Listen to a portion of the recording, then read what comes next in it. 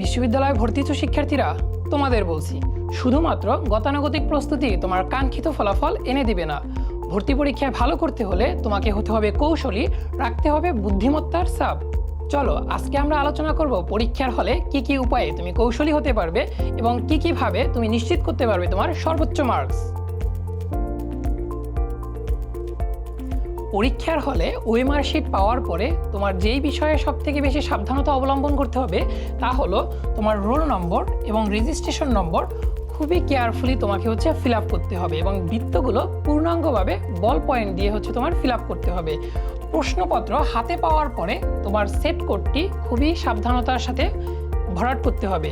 তুমি যদি সেট কোডে ভুল করো তাহলে কিন্তু তোমার ফলাফল আসবে না। সুতরাং রোল, রেজিস্ট্রেশন এবং সেট কোড খুবই সাবধানতার সাথে ভরাট করবে। তোমার প্রথম যে কাজটি সেটি হচ্ছে পুরো প্রশ্নে একবার চোখ বুলিয়ে নেওয়া। এখন তুমি যদি শুরুতেই দেখো কঠিন প্রশ্ন, তাহলে ঘাবড়ে না গিয়ে তোমার সামনে এগিয়ে যেতে হবে। একটা জিনিস মনে রাখবে, কখনোই শতভাগ প্রশ্ন কঠিন হবে না, আবার কখনোই শতভাগ প্রশ্ন সহজ হবে না। সুতরাং তুমি যদি প্রথমে সহজ প্রশ্ন পাও সামনে এগিয়ে যাবে, যদি কঠিন প্রশ্ন পাও তারপরও সামনে এগিয়ে যাবে এবং পুরো প্রশ্নটা একবার রিভিউ করবে।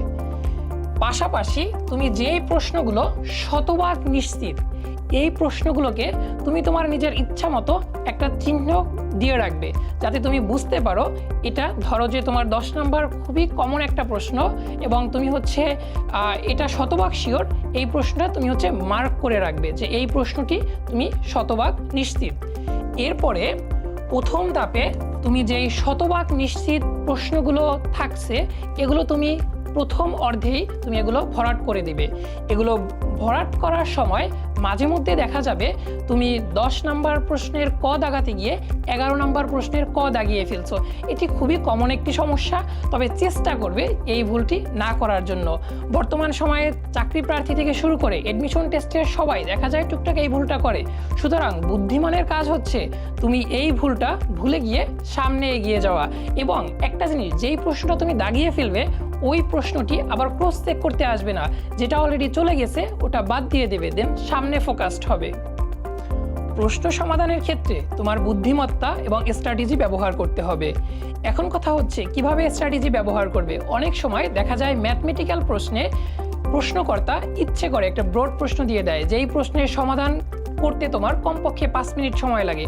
তোমার যেহেতু সময় লিমিটেড, সেক্ষেত্রে তুমি প্রথমত এই প্রশ্নগুলো এড়িয়ে যাবে এবং দ্বিতীয়ত বাকি প্রশ্ন সলভ করার ক্ষেত্রে ম্যাথমেটিক্যাল প্রশ্নে তুমি আসলেই যেই স্ট্র্যাটেজিগুলো ব্যবহার করবে। কীরকম স্ট্র্যাটেজি? অবভিয়াসলি শর্টকাট যেই টেকনিকগুলো আছে এগুলো তোমরা ফলো করবে।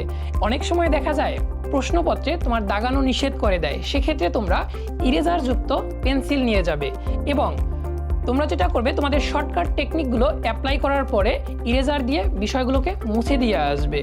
চলো এবার আমরা দেখে নেই প্রথমার্ধে আমরা শতভাগ নিশ্চিত প্রশ্ন দাগানোর পরে আমাদের পরবর্তী করণীয় কি। আমাদের পরবর্তী করণীয় হচ্ছে দ্বিতীয় ধাপে শতকরা 50% কনফিউজ প্রশ্নের উত্তরগুলো এই ধাপে দিবে এবং পাশাপাশি তুমি প্রশ্নের একটা অ্যানালাইসিস করে যাবে। প্রশ্নের অ্যানালাইসিসটা হলো তুমি কতটি প্রশ্ন দাগাবে এবং কতটি প্রশ্ন দাগানো তোমার যুক্তিযুক্ত হবে।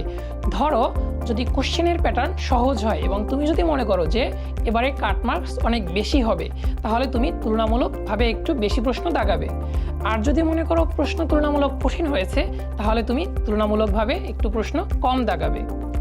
তবে এক্ষেত্রে একটা জিনিস মাথায় রাখতে হবে, যেই প্রশ্ন তুমি পরীক্ষার হলে প্রথমবার দেখতেছো এসব প্রশ্ন অ্যাভয়েড করাই ভালো হবে। তৃতীয় ধাপ, এই ধাপটি কিন্তু খুবই একটু ট্রিকি এবং এটি খুবই ক্রুশাল, কারণ এই ধাপে তোমাকে আসলে ক্যালকুলেটিভ রিস্ক নিতে হবে এবং স্মার্টলি তোমার মুভ করতে হবে।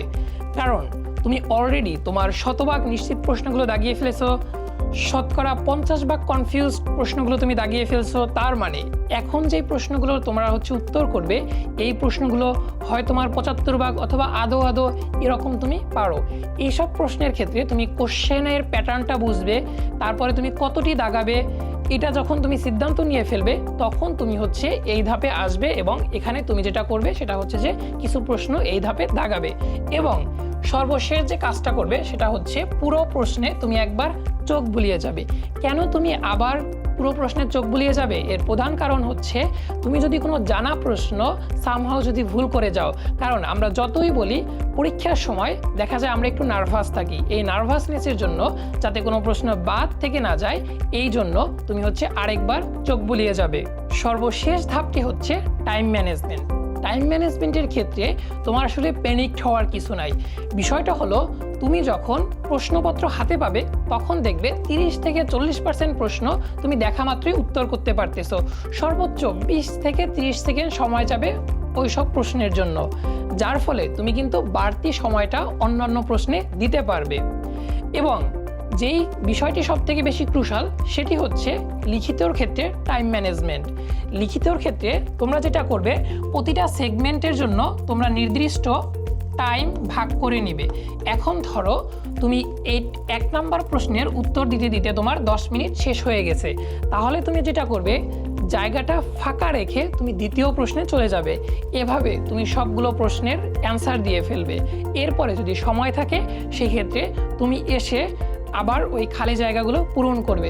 তবে লিখিতর ক্ষেত্রে সবথেকে একটা ক্রুশাল স্ট্র্যাটেজি হচ্ছে যেই প্রশ্নগুলো কম্পারেটিভলি একটু শর্ট এবং অত বেশি ডেসক্রিপটিভ না, ওই প্রশ্নগুলোর উত্তর তুমি প্রথমে দিবে। এবং যেই প্রশ্নগুলো একটু ডেসক্রিপটিভ এবং যাতে একটু বেশি সময় লাগবে ওই প্রশ্নগুলো একটু তুলনামূলক দেরিতে তুমি লেখা শুরু করবে। তবে লিখিতর ক্ষেত্রে একটা বিষয় সবসময় মাথায় রাখতে হবে, তোমার শতভাগ প্রশ্নের উত্তর দিয়ে আসতে হবে। তুলনামূলকভাবে এই বছরে ভর্তি পরীক্ষায় যেহেতু তোমরা কম সময় পাচ্ছ, এই কম সময়কে কাজে লাগাতে তোমাদের দরকার বারবার মডেল টেস্ট দিয়ে নিজের প্রস্তুতিকে যাচাই করা। তাই এখনই ডাউনলোড করো বৃত্ত অ্যাপ এবং তোমার প্রিপারেশনকে করো বেস্ট।